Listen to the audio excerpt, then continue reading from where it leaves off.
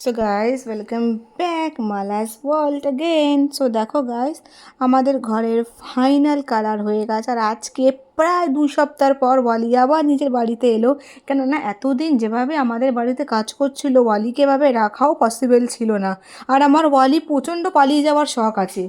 আর এই এত ঘরে কাজের মাঝে ওয়ালি যদি পালিয়ে যেত, কারণ না সমস্ত দরজা তো খোলা, ওই জন্য ওয়ালিকে আমি এতদিন নিজের কাছে ফ্ল্যাটে রেখেছিলাম।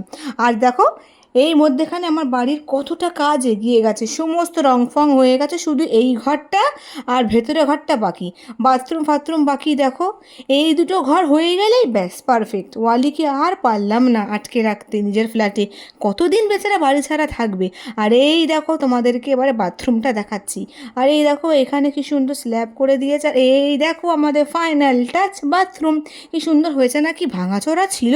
আর এই যে বেসিনটা দেখছো, এই বেসিনটা কিন্তু চেঞ্জ হবে গাইস। আর এই দেখো ফাইনাল লুক, পটি সিট, কি সুন্দর মার্বেল করা ফ্লোর, টাইলস সব কিছু দেওয়া হয়ে গেছে। ওফ, থ্যাংক গড! আজকে কতদিন পর, আমি 2 সপ্তাহ পর নিজের বাড়ি এসে নিজের বাড়ি দেখে আমি জাস্ট অবাক।